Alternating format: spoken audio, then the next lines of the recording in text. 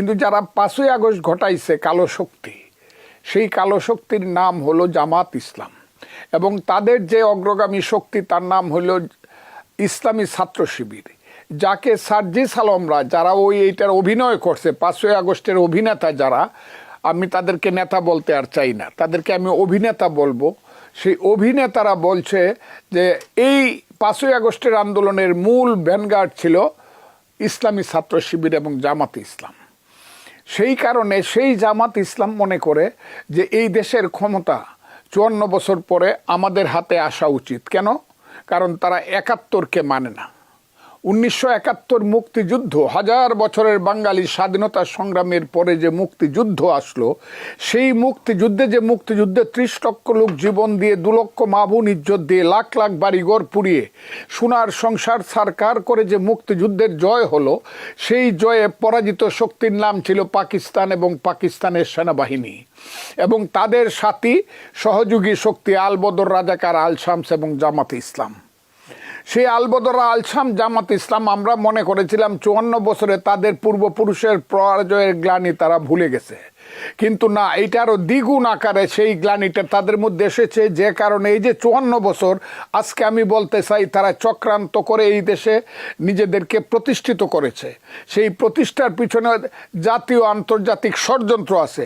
সেই ষড়যন্ত্রেরই বহিঃপ্রকাশে তারা এমন একটা শক্তি হিসাবে দাঁড়াইছে, তাদের অর্থ, বিত্ত সব কিছু আছে, তাদের প্রতিষ্ঠান আছে, যে কোনোভাবে তারা করছে। যদি জিজ্ঞাসা করেন আমি সেটাও বলবো, লুটপাটের মাধ্যমে হোক আর মধ্যপ্রাচ্যের টাকা এনে হোক, এই দেশে অনেকগুলো প্রতিষ্ঠান দখল করে তারা শক্তিশালী হয়েছে। তারা টাকা পয়সার মাধ্যমে তরুণ সমাজের একটা অংশকে তারা যে কোনোভাবে কনভিন্স করে আজকে একটা শক্তি নিয়ে সামনে আসছে। এবং সারা বাংলাদেশের এখন এসিলেন্ট থেকে ধরে ইউনো থেকে ধরে ওসি থেকে ধরে এসপিডিসি যা আছে উপরে সচিব পর্যন্ত বাংলাদেশের সমস্ত প্রশাসন তারা দখল করেছে। বাংলাদেশের bank, Bangladesh bank, insurance company, share market, hospital, বিশ্ববিদ্যালয়, কলেজ, বিশ্ববিদ্যালয়ের ছাত্র সংগঠন সব কিছু তারা দখল করে তারা এখন মনে করছে আমরা তো একটা আনঅফিসিয়াল ক্ষমতায় আছি, কিন্তু অফিসিয়াল ক্ষমতায় আমরা জীবনও যেতে পারবো না।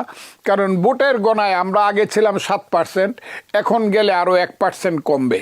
কারণ মানুষ বুঝে ফেলেছে এরা হলো রাজাকারের বাচ্চা, এরা 54 বছর পরেও রাজাকারের সেই কুকীর্তিকে তারা ভুলে নাই, তার প্রতিশোধ নিতে চায়।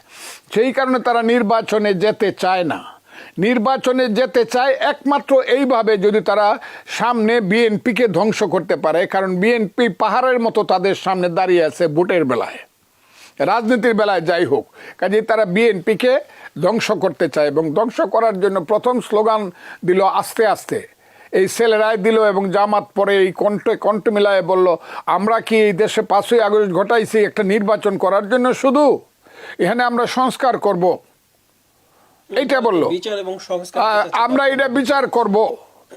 এবং আমরা কি শুধু এখানে আসছি, যখন দেখে যে এইটাই আর হইতেছে না, এখন বলে যে পিআর পদ্ধতিতে ভোট হবে। যে পিআর পদ্ধতি এই দেশের মানুষ বুঝে না, পৃথিবীর 2-3টা দেশ ছাড়া কোথাও পিআর পদ্ধতি নেই। এই অভিনব যে দাবি এবং শর্তের মাধ্যমে তারা বাংলাদেশে এমন একটা অবস্থা সৃষ্টি করেছে, যেহেতু বাংলাদেশের আর্মি এখন কি আমি আর বলতে চাই না, যেহেতু তাদের মাথার উপরে জনাব ইউনূস সাহেবের মতো একজন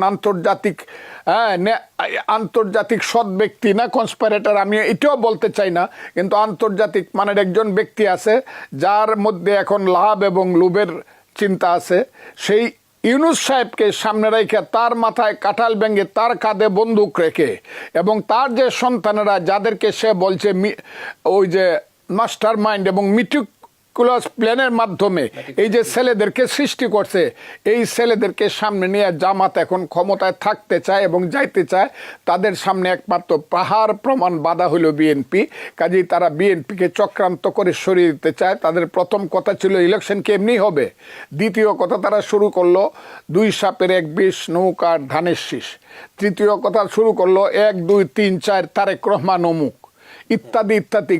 জিয়াউর রহমানের ছবিকে তারা পুরাইলো, পা দিয়ে মুড়াইলো, তারপরে তাদের শান্তি হচ্ছে না। এখন মনে করতেছে খালেদা জিয়া তারেক রহমানকে ধ্বংস করিয়া, বিএনপিকে ধ্বংস করিয়া তারা এই দেশে ৭১-এর পরাজয়ের প্রতিশোধ নিতে চায়, যার মূল প্রমাণ আপনি আমাকে জিজ্ঞাসা করতে বলতে পারবো। এই সব রাজাকারের বাচ্চারা, আলবদরের বাচ্চা, যারা ১ নম্বর আলবদর রাজাকার এবং ১ নম্বর দালাল ছিল বাংলাদেশের গোলাম আজম, ২৬শে মার্চ লাখ লাখ মানুষকে হত্যা করিয়া যখন বঙ্গভবনে টিক্কা খান বসলো, তখন যে লোকটা প্রথম, যে বেঈমান প্রথম টিক্কা খানের সঙ্গে গিয়ে পায়ে হাত দিয়ে সালাম করে বলছে স্যার আমি আপনার সাথে আছি, সেই লোকটার নাম ছিল গোলাম আজম।